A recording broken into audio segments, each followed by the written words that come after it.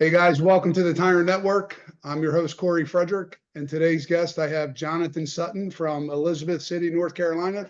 Jonathan, welcome to the show. I appreciate it, Corey. Thank you, man. It's an honor, blessing to do this, man. Absolutely. Hey, I really wanted to have you on the podcast because I know that we've worked together for a couple years now at my wrestling tournaments, but from a distance. I don't know you real well personally, but I've kind of seen, some of your progress and personally and professionally, but like on and off the mat. I've heard a lot of great things about you, and I just wanted to get to know you a little bit better. And maybe you have a message or some information you can share with other people that can kind of help them along the way as I've kind of watched you progress and grow your career on the mat. So For sure. why don't you just give us a little bit of a background real quick on you? Just, I don't know, where you grew up, a little bit about your family or kind of in a nutshell, how you became you. And then we'll kind of get into maybe some of the wrestling officiating, some other things that you're going on that I know a little bit more about you. Nice. So I grew up, born and raised in Elizabeth City, North Carolina. Been here my majority of my life, my 38 years. Two wonderful parents. I'm the youngest of 11. Um, Same mom and dad. It's really cool. Fought a lot, but we get along. We all get along. If you follow us on social media or me on social media, some people ask, is it a show or whatever? Do your siblings get along? No, we all literally get along. So mom and dad raised us right. Very sheltered home. We're my parents are pastors. Well, my father's a pastor.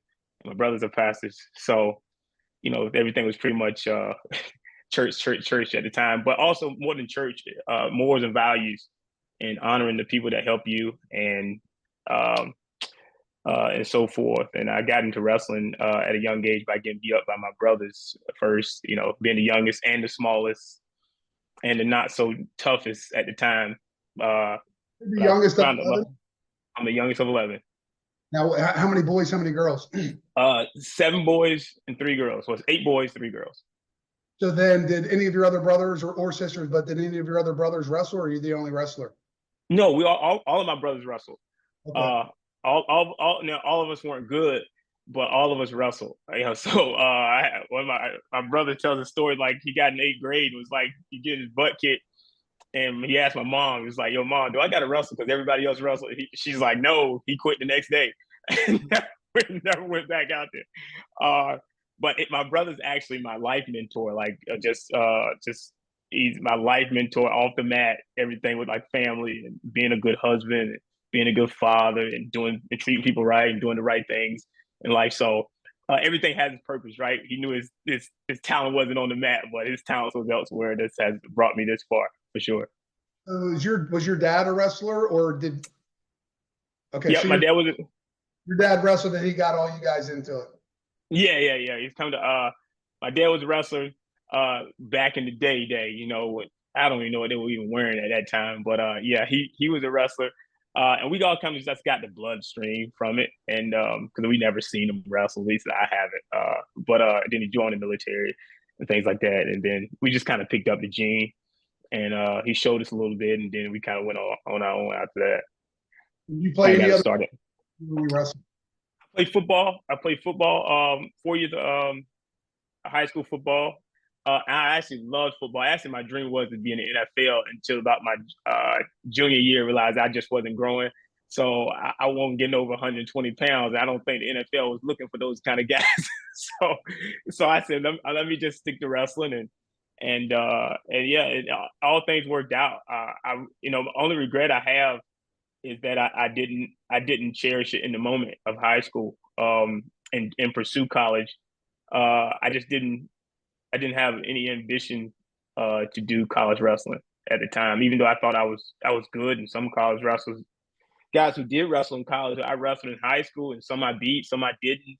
But I didn't see it at the time, and I wish that's the only regret I have in life, probably that I didn't pursue college wrestling. So, what age did you start wrestling? I started wrestling at six in a rec league. I started wrestling at six in a Parks and Rec league where it was like one circle. It was like 30 guys, so just I was standing around. And then went from rec league, of course, to middle school to high school. Our rec league goes from 4 years old to about at the time 4-year-old to high school. And so it just grew. Our wrestling community grew. We actually come from a really the area was actually a really good area for wrestling. A lot of great administrators and coaches that have come out of our area that really kind of shaped and molded some really good talent that could have became more than what they did, but we just didn't have access at the time to or network at the time to those people who can get us to the next level. It's completely different nowadays, right? With all the opportunities with tournaments, travel leagues, coaching, like private clubs. But so, tell us about your high school career real quick. Any highlights, state championships, or ups, or finish that? So my high school career, I lost 7 times all throughout high school, and they were all at the state championship. They're all at one regional. I won the regional 2 times, and then lost the regional final 2 times, and I lost the state championship my junior and senior year as well. To the same guy, Toby Sellens. I never forget the names that I've lost to in high school. I like I said, I grew up really close to like Great Bridge High School. They were like nationally ranked at the time, and we had the opportunity, or I had the opportunity to actually transfer there.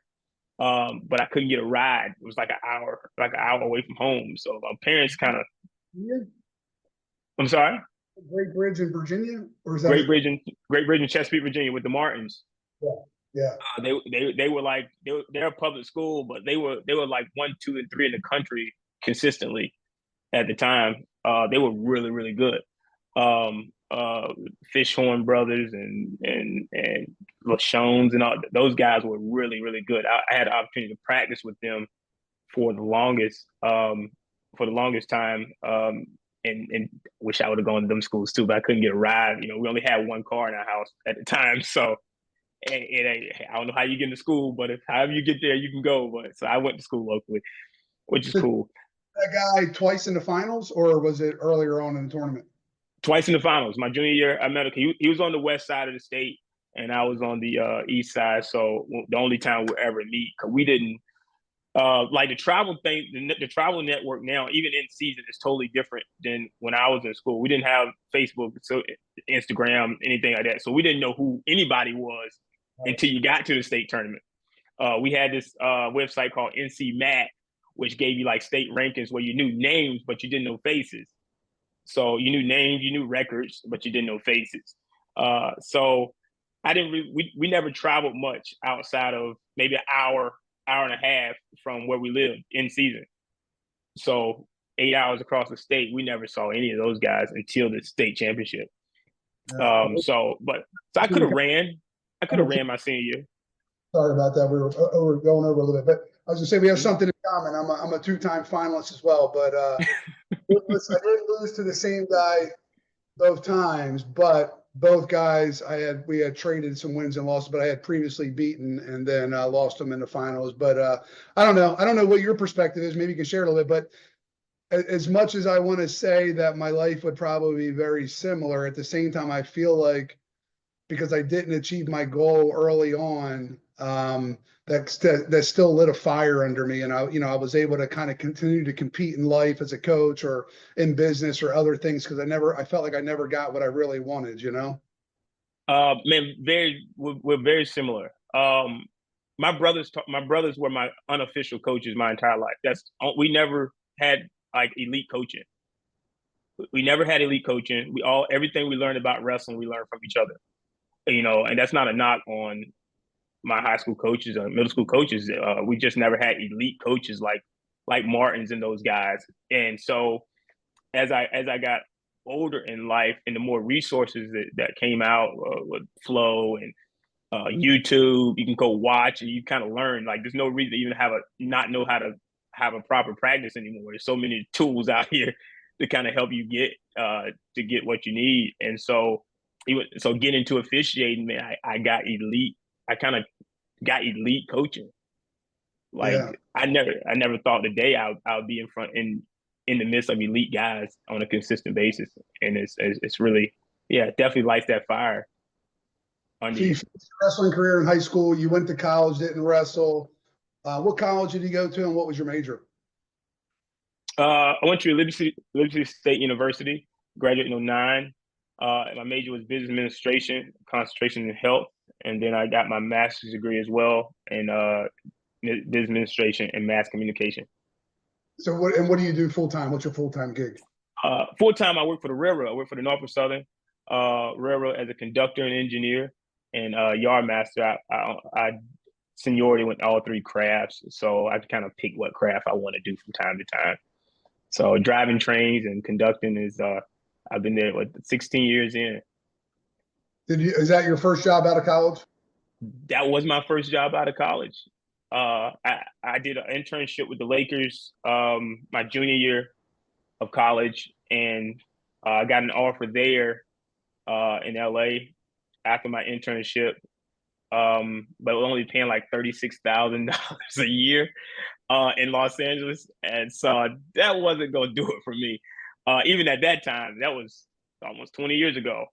It was almost 20 years ago. So my brother who worked for the railroad at the time said, "Hey man, hey, come do this until you get on your feet, until you figure out what you want to do going forward. It pays great, da da da." And after my first check or two, I was like, I think I'm gonna go stay right here. And I hated it. I hated the job for a long time just because it was such a demanding job. He was on call 24/7. At 21, I was like, man, I want to go hang out. I'd be at the movies with my girlfriend at the time. Phone rings, you got to go to work, take her home, and then go to work. So I didn't like that part of it. Once I got adjusted, it started adjusted, and the checks were looking good. So I got 16 years later, I'm still there. Out of curiosity, though, did you need a college degree to get hired at the railroad? Not at all. Not at all. Did you have any idea? Did you just go to college because that's what you were supposed to do, or was there something in life you thought you were going to do that required a college degree at the time?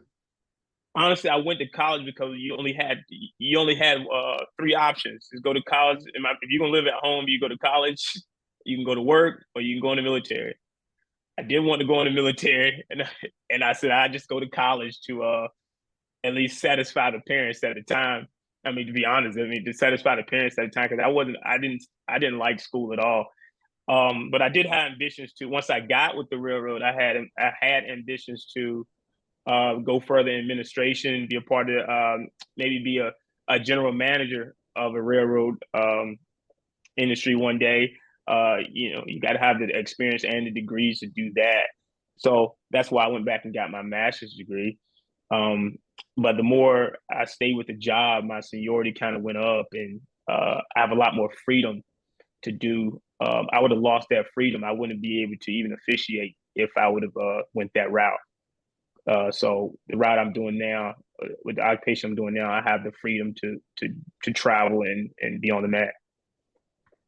So, all right, we'll jump into that part a little bit then. So, fast forward, now. So, how many years have you been a wrestling official? I'm going into my 6th year, so 5 complete years. I came in during the COVID year. I was coaching before then and had no intentions of officiating. I got married in 19, and my wife and I was having our first baby together, and we kind of had a conversation. It might not be so good to be on the mat coaching with COVID going around and a new baby. So we made the decision together to just put down coaching. And a friend of mine, Tim Lazar, he's from our area as well. He's a SoCon official. So man, you should officiate. I'm like, nah, I like coaching. But COVID kind of presented that opportunity. I said I'd do it for a year, and then I go back to coaching. But I think I was in my maybe first or second duel when I said, man, I'm not going back to coaching. This is what I'm going to do. What level were you coaching? High school, little guys? High school. Okay. High school. I coach high school at the local high school at Pastor Tank here for 6 years. Even had their first state champ ever in school history in any sport. So kid by the name of Darian Stutz, he was an awesome dude. And when he came and he won, he did it, and he did it in such a dominant fashion in my book. I think the program was really starting to take a good turn and then COVID kind of hit, and then they shut the program down for a year. Basically, the year that I decided to kind of step down. How many years? I coached for 6 years. Oh, wow. And then when you stopped coaching, is that when you got into officiating, or did you overlap a little bit? No, I stopped coaching high school, and I overlapped the club. So when I took the high school position, they didn't have a wrestling club, a youth club, and I wouldn't take the position unless I could start one. Got it. So I started the youth club at the same time I became the head coach at the high school. So we'll run our youth practices on, I don't know, Monday, Wednesday, Thursday, and then we'll have our regular practice after that. And they recommended you getting into officiating and switching from coaching, or what was how or why did you make that transition from coaching to officiating? Well, COVID was the big thing, and not being on the mat with the new baby. And I think once I got on the mat and I really enjoyed it, it was just another level of gratification in the sport that I was enjoying and starting to fall in love with, and seeing wrestling from a different perspective, and seeing that you can still have an impact on kids even from an officiating perspective. And I just fell in love with it. It was never the money. The money was good, right? It pays more than coaching, right? So, but that was never the goal for me. Anything I decide to do, I want to be great at it. I don't do it just for the sake of being out there. I always had a mentality. Anything I put my hands on, I try to be great at it. If I'm not great now, I try to get with the right people and hang with the right people that will help me get to where I want to be. So I think the transition. Go ahead. Let's talk about that a little bit, because you're only 5 years into this, and a lot of times people are officiating, but they stay at the local level, or they're just doing like youth or junior high, maybe some local high school dual meets. But in 5 years, you went from just starting your officiating career to now you're in the NCAA and you're doing Big 12s. I know you do a lot of Tyrant tournaments, but you officiate all over the place. But I think the bigger thing is you went from never officiating to 5 years later. Last year, you were in the Big 12 conference. So can we just talk about your mindset or your goals, why did you decide to want to keep moving up through the ranks? Or more so, I guess for everybody that's going to be watching this, probably more of the officials or people that are interested in officiating and kind of taking their career to a whole nother level, is how the hell did you go from being a brand new official to being in the Big 12 and potentially into the NCAA Division Ones in such a short period of time? Well, I guess this go back to my coaching. When I was coaching, I've always paid attention to officials. I've always paid attention to officials, just like I think most coaches do, right? Make sure they're making the right calls and things like that. So when I got into officiating, I think the sport demands or deserves knowledgeable officials, and officials that can move and get in the right position, and just to make themselves ready to be a part of whatever match they're going to be a part of. I think they owe it to the parents, the kids, the sport, and the coaches to be knowledgeable. So as a coach, I was always paying attention to them. And initially, when I was asked to be an official, I just said no. I like coaching. So, but I would always watch of course, the D1, Division I matches, and I would always watch those guys and learn it. So I was even doing mechanics before I even started officiating. I was doing officials mechanics before I started officiating. So the important part for me was learning the sport from the officiating perspective, because when I got into officiating, I thought I knew the rules until you actually get an officiating. You start officiating, then the coach brings you to a table about a rule. It's like, I didn't quite know that was the rule, but let's go. I never forget. It was I was at a really cool North Carolina tournament at the beginning of the year, and this is my first year officiating, and I was at a tournament, and he said, "Man, that's unsportsmanlike conduct." I was like, "Bro, no, it's not." So no, it's not. So he's like, "Yes, it is." So I didn't think it was. So of course they tell you not to pull out your book while you're at the tournament. So I grabbed my bag, went to the bathroom, And I pull out my book. It's like, dang, he was right. Like it's like I didn't know that was a thing. Even as a coach, I didn't know that was a thing. So a lot of coaches taught me in the moment as well, to basically read the freaking rule book. you know, learn the rule book. But it's one thing to know the rule book. It's another thing to apply it properly. So um, Let's go that back was to just, that as a coach. So when you were wrong, did you go back to that coach and tell him that you were wrong? I did. I did. I was doing that my first year. And I won't name the person. He said, man, you never do that. He said, you never do that. Then he does, then he probably won't trust you the next match.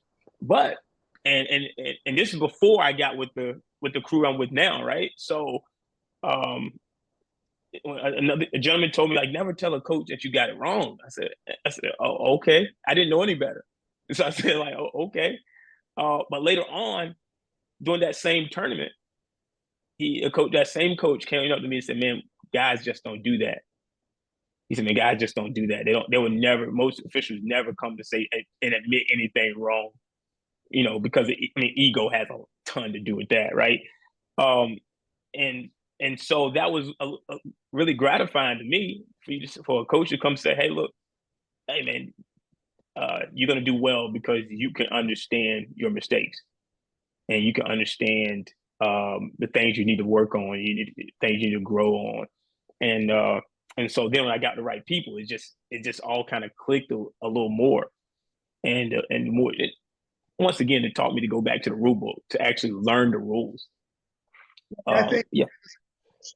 so. Like it depends, right? Like if you got a call that wrong that you absolutely should have got right, let's say, and it cost a kid a state championship or a national championship or something like that, that's a little bit harder to forgive. But I think generally speaking, as a coach, anytime an official ever came to me and said, "Hey, man, I got it wrong," or "Hey, I applied the rule wrong," or I was out of position," or like anytime they've admitted that they made a mistake, it increased my level of respect for them. You know, Mm-hmm. like it's the opposite of what the other guy told you. And then like, as a tournament director now and, not sitting in the corner anymore when I was an extremely aggressive coach, but like, to me, it's important to like, it's, you got to have a certain type of a relationship with the coach. And sometimes you probably got to stand your ground. Other times you need to, you need to like maybe ask another official for their opinion on something if you have an assistant or whatever. But I think when you make a mistake, you just got to let them know that, hey, man, I screwed up. I dropped the ball and next time I'll get it right. And I think that goes so much further. It always did with me than the guy that just stands his ground and it's all about ego. Like that's when I lose all respect for an official. And then now like as a tournament director, and I'm getting older, right? Like I'm a grandfather now, like I'm more patient, more of that. I think now as a tournament director and just and almost trying to have the best interest in mind or caring about everybody, the wrestler, the parent, the coach, the official. Mm-hmm. It's like, hey man, like the officials are humans too, right? So like it's okay to be upset, let's say on a professional level, but at the end of the day, Mm-hmm. they're still people, and like show them some respect or don't treat them with disrespect or don't be an asshole to them kind of a thing. And like more so like, hey, it's like think about this, like if you're in baseball, you're an all-star if you're batting 300, right? If you strike out 7 times and you hit the ball 3 times, you're an all-star, millions of dollars. Yeah.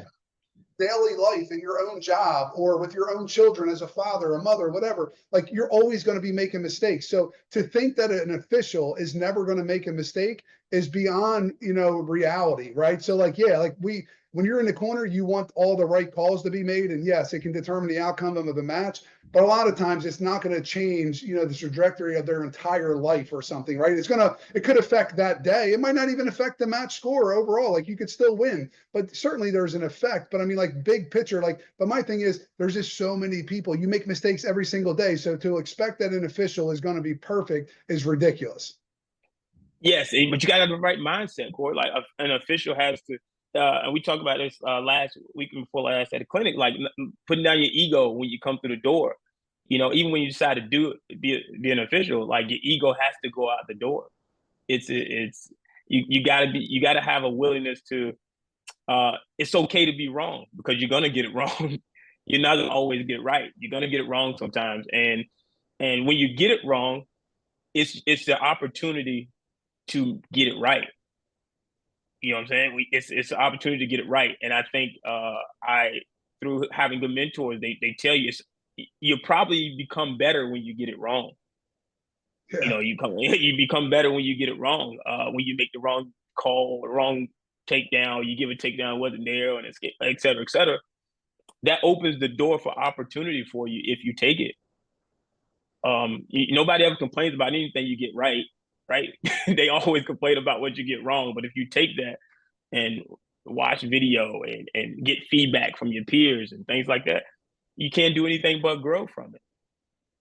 So let's say, all right. So if I'm an official, I mean, this can apply to anybody in life, but if I'm an official, and whether I just started or maybe I've been officiating for however many years, but I do have goals to move on or to move up, you know, whether it's to do prestigious high school events in or out of the season or to get into the college ranks. But can you just talk about your journey and how you got to where you're at such an accelerated pace that could help other younger officials? And when I say younger, it's not necessarily an age, but maybe just experience. But guys that see you, and the other thing is like, and I sometimes I tend to go off on tangents, but like I think some people look at somebody like you and say, oh, you know, he got to the NCAAs and the Big 12 in just a couple years.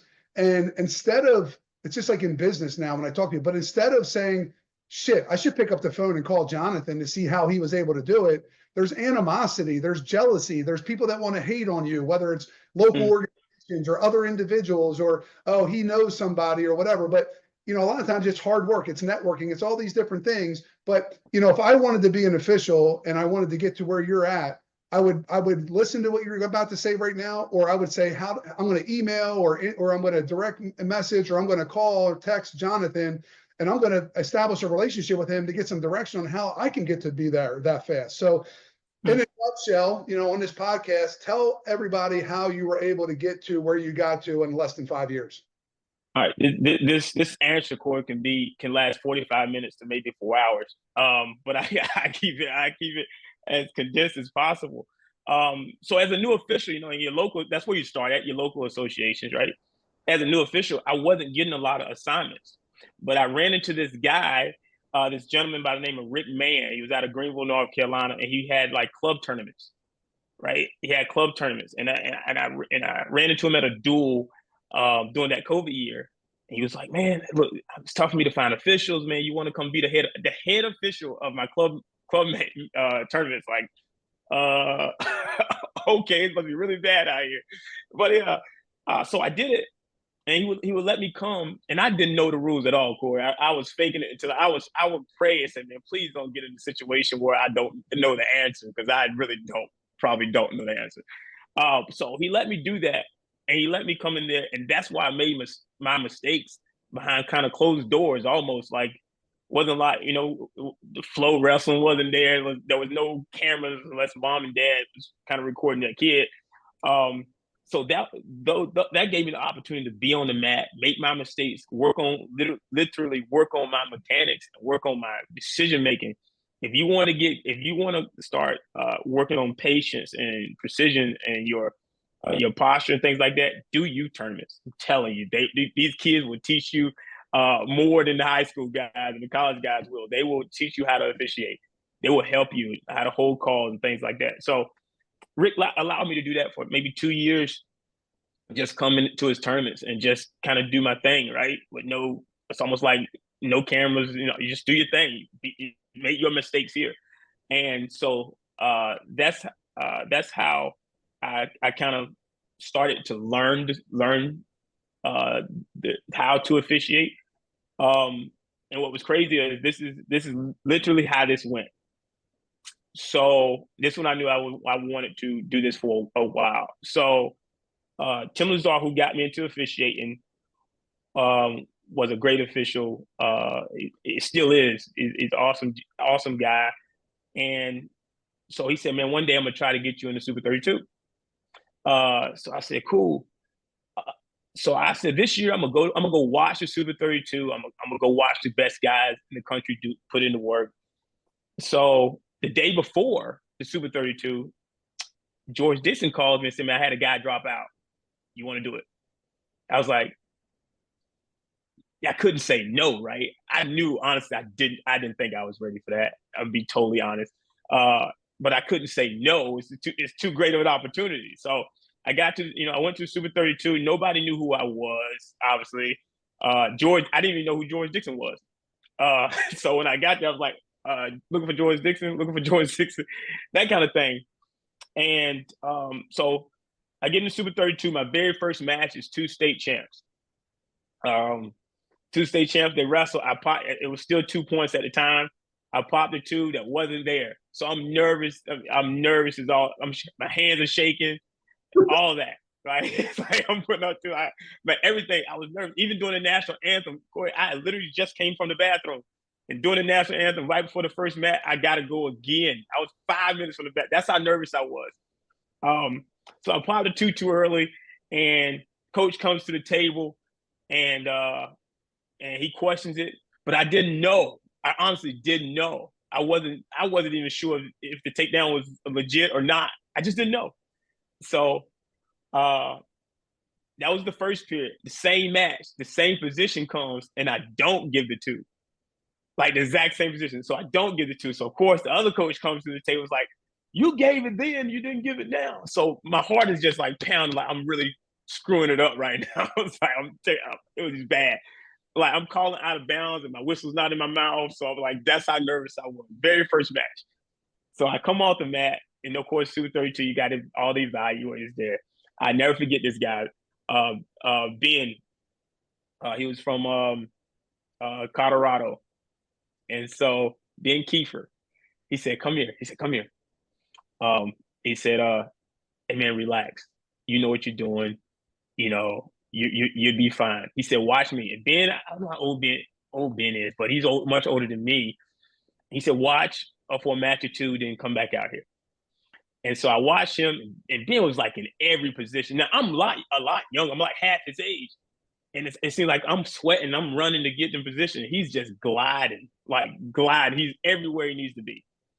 And so he does a match or two. He comes. He said, man, just go do your thing. Well, the narrative could have been, Corey, I'm going to stop there. The narrative could have been, hey, George, he's not ready. He has to go. That could have been the narrative, right? Could have been the narrative. But it wasn't. So the rest of the day, I kind of relaxed, and I messed up, but it wasn't as bad as the first match. So later on that day, I ran into a guy named J.R. Powell. I ran into J.R., and he's like, man, I see some potential in you, but we got to clean some stuff up. So we went out to dinner. We talked about some stuff. I wrote in my phone. I went back to the hotel, Corey. I was up to 3:30 in the morning in the mirror, doing mechanics, watching videos from the day of to 3 in the morning. So I stayed up about 5 hours, maybe 6 hours, just looking at video. I wasn't even sleeping. I don't like being last in anything. I'm very competitive, very competitive. So the next day, the middle school, elementary starts the second day, and then the high school side on another side. So I'm on the high school, middle school, elementary side, and I'm thinking it's kind of like punishment because I didn't do such a good job. But in reality, it was a coachable and teachable moment where I was on the next side, and I felt more comfortable. I mean, calling twos and takedowns, reversals, and all that. I felt like my mechanics got super sharp. Just because in my mind, I had a drive. I didn't want to be the worst. Like, I might not be the best today, but I ain't gonna be the worst. I can tell you that. And so that tournament kind of changed my thought process. And for those who want to start to turn the curve, you really got to make up in your mind, this is what you want to do. And you're willing to do whatever it takes to get to where you want to be. I say it again, I'm competitive. I don't knock other people. I don't have to knock anybody else down to be competitive.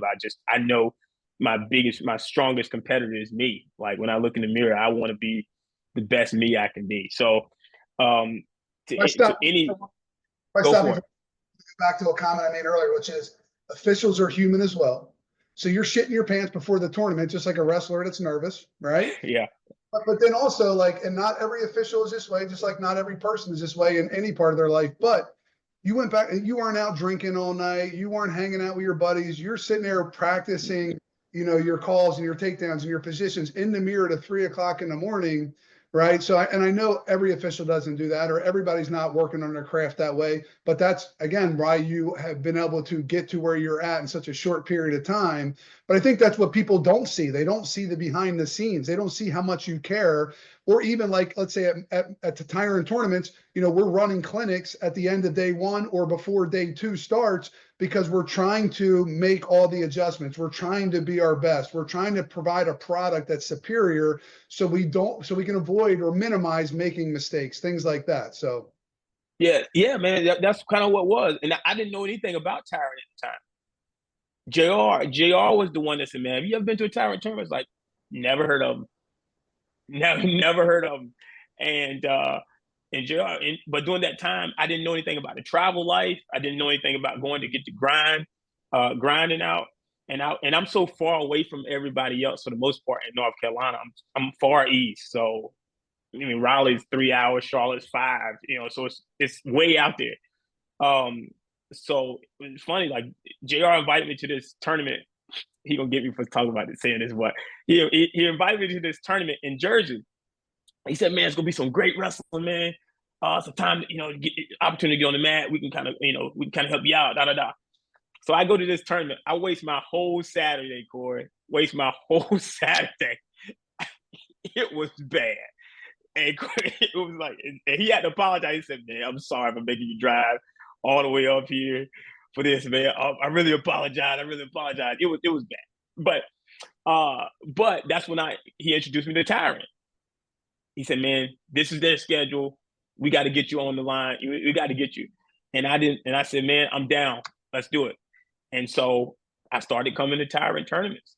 And at the same way I felt about Tyrant tournaments, the same way I felt as my first match in Super 32, because there were duels. Like the tournaments you can kind of get away with, because you might not ever see the same coach again. Maybe not. And if you do, he's probably forgot all about that match.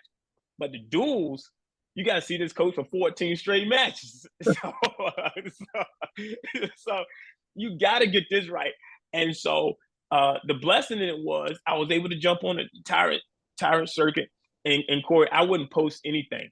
I didn't post Jack. I didn't post where I'm going. I didn't post even on Snapchat, Instagram. At first, I just wanted to grind.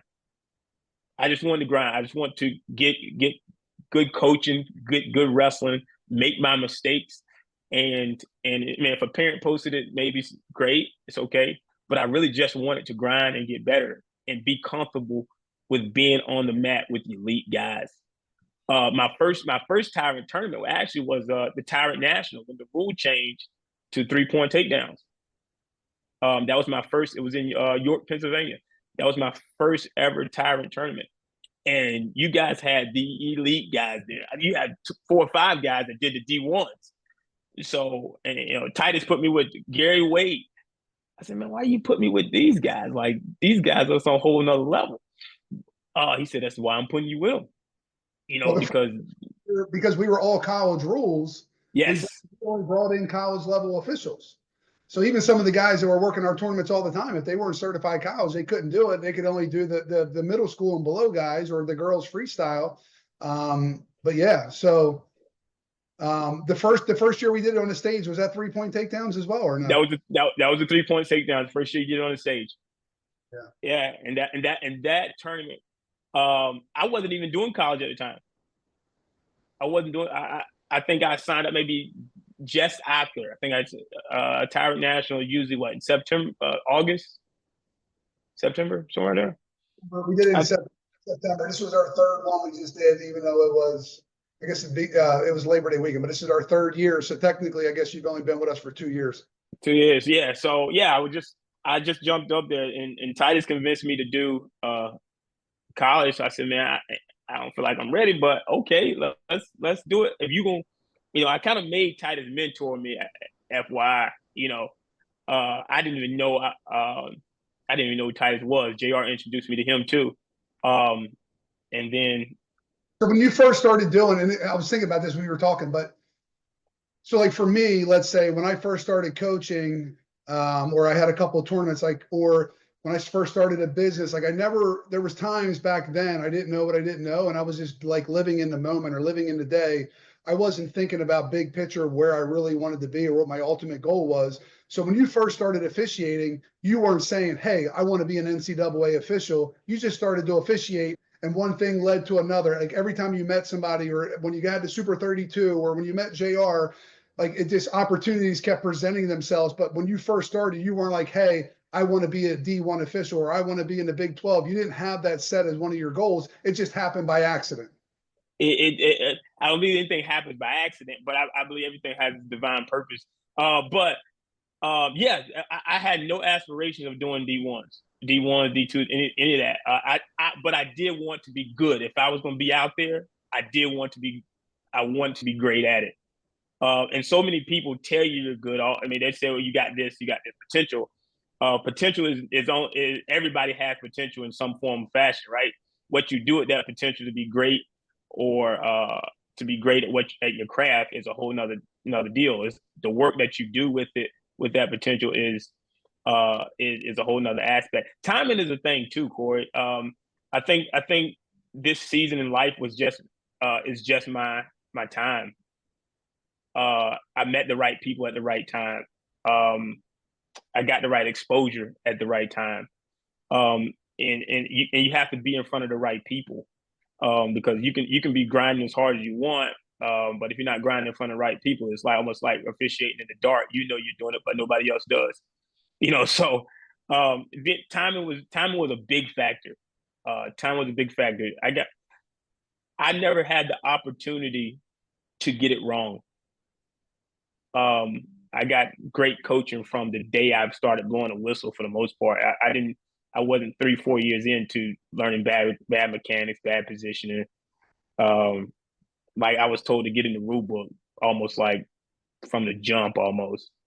Yeah, but So if your attitude or your mindset was like, I don't need your help, or I know what I'm doing, or whatever. But I think, and again, like we're talking about officiating right now, but this can translate anything in life. And I just think now that I'm an entrepreneur, I have multiple businesses, or all the things I'm involved with, like this all applies to anything in life. So whether you're an athlete, whether you're an official, whether you're a business owner, like you need to be coachable. You need to be open and receptive to feedback or other ideas, or like you said, it's timing and it's your network of the people that you know. But like now, like as a business owner, or let's say like on an investment property side, I want to surround myself with other people that have 5,000 investment properties. I don't want to be with the guy that wants one or only has one.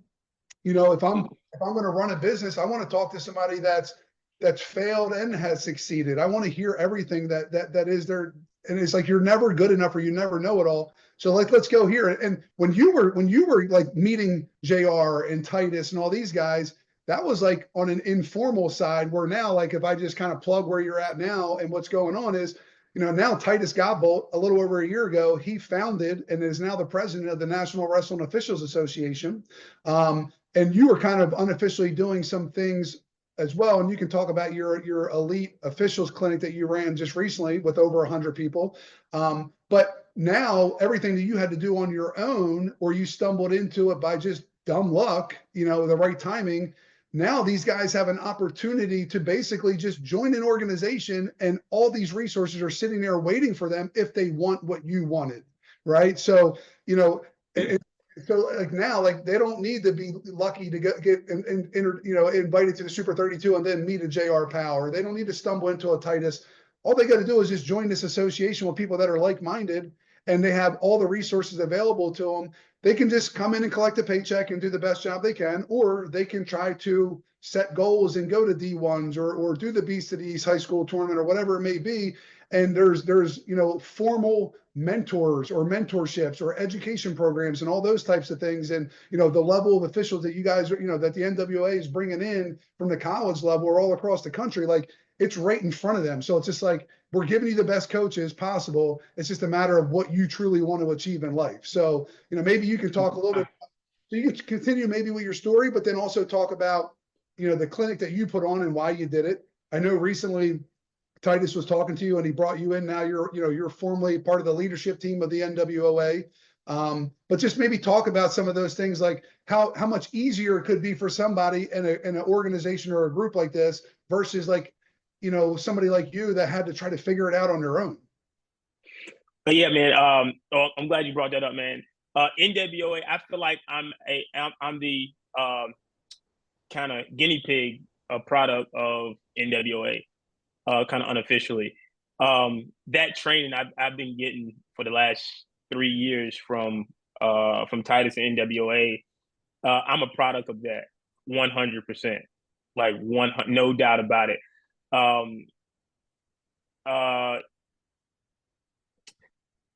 wouldn't say guinea pig. I'd say you're almost the poster child. Yeah. You can say, yeah, poster child. What it can do. Even times where I thought I was right, and this goes back to kind of listen to your mentorship under NWOA. That's important. Find a good mentor. You can't have mine; he's taken. But but find a good mentorship, and even when you think you're right, kind of just listen. Because there were times where he would say stuff to me, and in my mind, I'm like, I don't think that's right. But I wouldn't say anything because look, he's where I want to be. Like surrounding yourself around the guys that you want to be like, that you want to be, you aspire to be in those positions. Seeing them on the big stages in the 12s or the Big 10s or the ACCs or wherever it may be. NWOA has shaped and molded me into who I am as an official now, and is probably one of the, not the sole reason, but one of the major reasons I am in the Big 12 now. That exposure and being able to be mentored, being in that program, watching other officials that come to Tyrant tournaments and things like that, and not just watching, looking for the good, but looking at the bad. One thing I can say about me being the youngest of 11, right? I got in less trouble. I got in less trouble because I watched them make a lot of mistakes, and I said, and some stuff you got to learn on your own because you're just hard headed. But being the youngest, yeah, I figured out what I can get away with, what I couldn't at home, right? And then learning from their mistakes. All right, this is probably not a good idea. This is good. That's bad. This is good. And I took that into officiating. So I was able to watch. I was able to watch other officials do their thing, right? Even a lot of me, I can probably name 50 guys right now who have played a major part in where I am today. I would name them, but I don't want to leave anybody out and be offended. So, but there are a ton of people who I can't, even the coaching I get from Kenny Ritchie, he's the Big 12 coordinator who brought me in. Like the way he sees the sport is just out of this world. The way he sees wrestling and the coaching that you get and the leadership that you get is just it's you can't get it anywhere else. But that just passed. I tried to pass down what was given to me. It's not a lot, but what was given to me, I try to offer it to my state, and that's why we started the Elite Officials Clinic, to give guys an opportunity to network with some people they probably wouldn't normally get the opportunity to network with. And when I became a part of that network and becoming friends and brothers with great guys in the sport like Angel and Matt and Soren Shinsky and Angel Rivera and Carlos Menzel and Mike Chase and Kenny Ritchie, when I was able to kind of be in their spaces, that's when I felt like, all right, I have an obligation to try to give back to our state in some form of fashion. But even when starting Elite Officials, it was never originally intended for it to be a national officials clinic. That wasn't the intent. The intent was to help us in North Carolina only. That was the intent initially when the idea came up, because when I started officiating, there was no clinic. There was no clinic to actually teach you on the mat. They might share some rules and stuff like that, but nobody was giving you mechanics. Nobody was telling you positioning. Nobody was coaching you or mentoring you like that. And that's not a knock. What you don't know is what you don't know. But we weren't getting that. So for me to get that, I felt like something I wanted to share with my home state. And then we started sign ups, and people would reach out to social media. It was like, man, this is only for North Carolina guys. And I thought about it before I responded. I was like, I don't want to stop anybody from coming. So that's kind of how it blossomed to what it was or what it is this year. We did it in Charlotte. We did our first year in Raleigh, which had about 60 some officials. And then we did it in Charlotte this year. We had over 100. But I think that it shows that people are hungry to be great. People are hungry to be more knowledgeable. And people, I think, and we do this as a family. I involve my wife. I involve my children and my sisters and my brothers. I involve them because even though they're not as intensely in the sport as I am, I want them to like understand like how important this is to me, and I want you guys to understand how important family is to me too, and to be a part of this journey of officiating, because officiating was a retirement plan. I thought about getting into it when I was like 50, 55 or something like that. 10 minutes. I thought about getting into it at an older age, but it just happened kind of prematurely, and I think I learned fast. I think I listened well. My wife wouldn't agree with that, but Right? People only care about themselves, and then they would just focus on their own career. But even though you're in the middle of trying to continue to reach your own goals, you started a clinic. This was, you say, the first year you had 60 guys, the second year you had 100, and in an area where you would think that it might not be popular, right? Or it's hard to get to. And then on top of that, like I'll say this past June, at the end of day one, when most guys are running out the door, I know you guys had like a little clinic to go over things, but I saw you and you were kind of the leader, but there was like 4 to 6 guys just kind of huddled up. And I saw you personally just sharing like some knowledge or wisdom or just giving feedback or just being supportive to some of the other officials there, that maybe needed to pick me up or maybe they just needed a little bit of help. But it just seems like you're always wanting to share the knowledge or the experience that you have. yeah, man, anything that's given to you, Corey, is not for yourself. It's just like tyrant wrestling. You don't do that by yourself. You can't be great by yourself. You can't anything in life that's worth having. You can't do it by yourself. You need people, and people have helped me, and I think in life I have an obligation to help others. If what I know, I don't know everything, and I want to make that clear. I'm still trying to grow myself, and it can be tough to grind now. I have 4 children and a beautiful wife, so that my first obligation is home, right? But they know that I love wrestling. They know this is something I want to do and take seriously. And so I try to involve them. I try to encourage anybody who wants it. I think real recognizes real. That's what we that's what we say back home. So people kind of see your steps, and they're intrigued to ask, how'd you get there? What gave you that motivation? What gave you the drive? How do you see this in certain situations? And believe it or not, when they ask questions and they want and pick me ups and encouragement and things like that, it helps me more than it helps them, whether they believe it or not. Um, um, it says a lot when people want to be in your space. Yeah.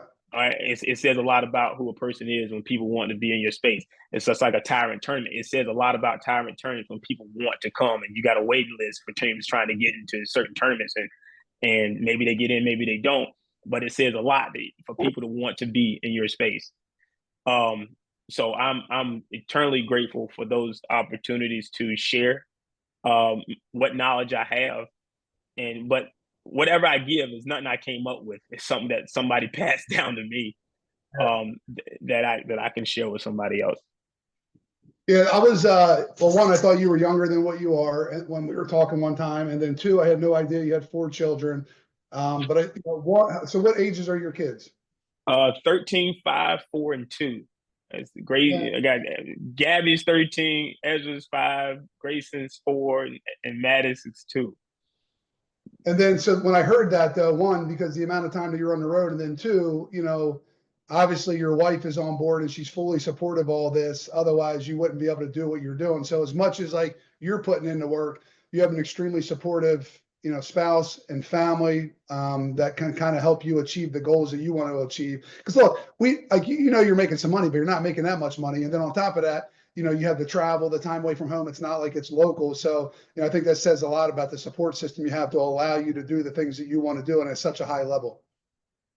Yes, man. My wife was amazing. She's amazing, but she constantly reminds me of balance, right? Constantly reminds me of, hey, look, don't forget you got a family at home.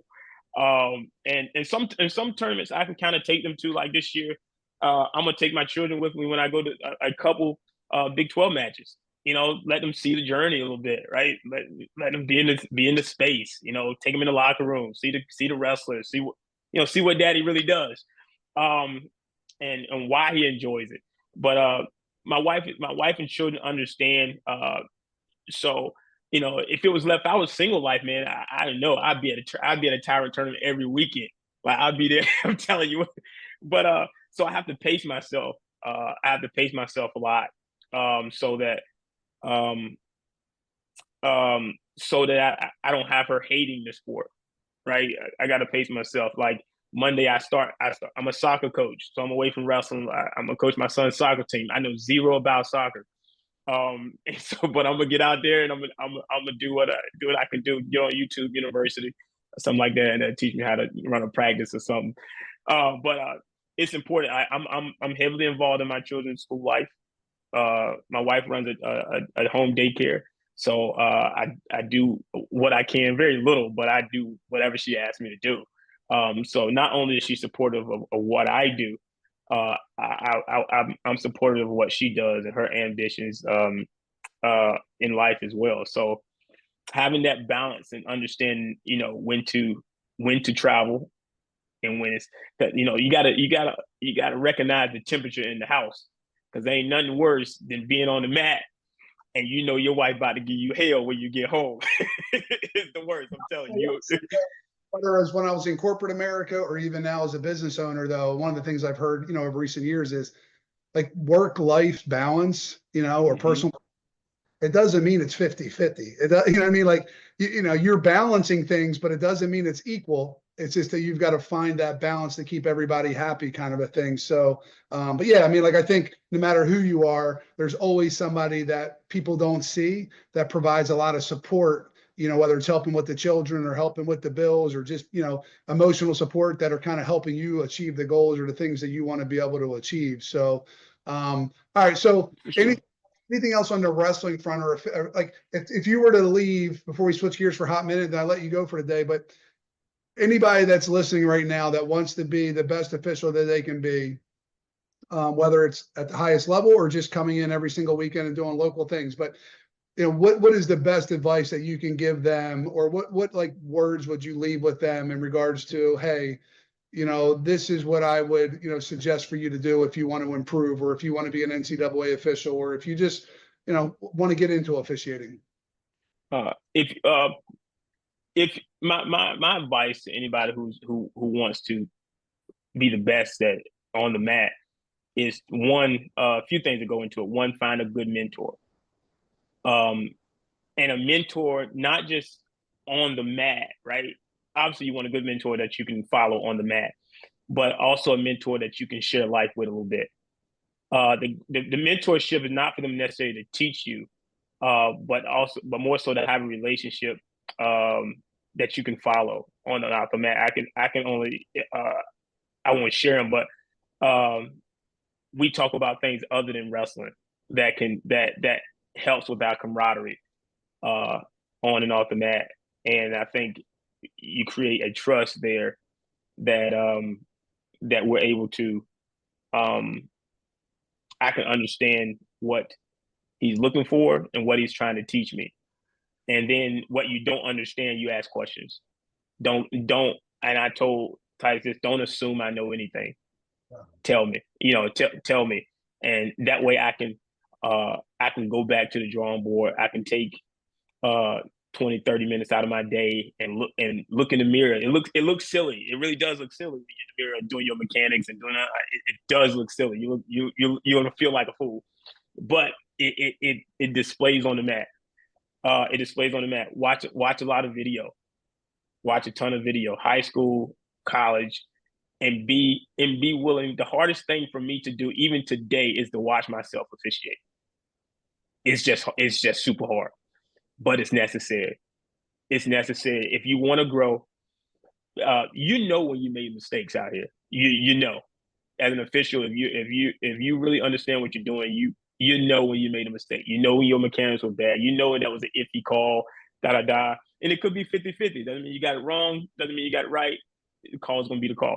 But in aspiring official, you gotta have a mindset to get it though. You gotta be willing to be coachable, be teachable, and selfless. That's the biggest thing for me: coachable, teachable, and selfless. Have an open mind to feedback. I will say this: don't listen to everybody. Don't listen to everybody, because at the end of the day, just like life in general, everybody doesn't have your best interests at heart. Everybody doesn't. You know, they might share information with you that could be helpful, but everybody doesn't have your best interest at heart. So you keep your circle small, like 5 and 6, 7 guys. It's too big of a circle. You need to keep it. You need to keep it small, and anything that come up, you can talk about it within your circle. Because you got to think, if you have a big circle, everybody's gonna have. If you have 10 guys, you got 9 different opinions. You need to shrink that down, or you be on the mat. You be so unsure about what to call because everybody done gave you so much information. But anything I get, I listen. I listen to everybody, but I listen to my circle. I might, yeah. So yeah, keep that circle, find that grind, and find that balance. Find a mentor. Mentorship is the biggest key, and that's why NWOA has been the biggest tool that I've been able to use since I've been in officiating. And the guys in it, not just Titus, but the guys that's a part of it. I get calls all the time, text messages all the time saying, what do you think about this? What do you think about that? I've created more relationships in life through NWOA than any other area, business area of my life. Just because guys just want to know. And if I don't have the answer, and sometimes I might not have the answer, but I can get it. I can find it. I can find somebody who can be helpful and give you an educated answer that'll help you on the mat. But yeah, man, just keep grinding. I'm excited, very grateful for a lot of people. Like I said, like opportunity, when your opportunity comes, take it, take advantage of it. Take advantage of it. I know,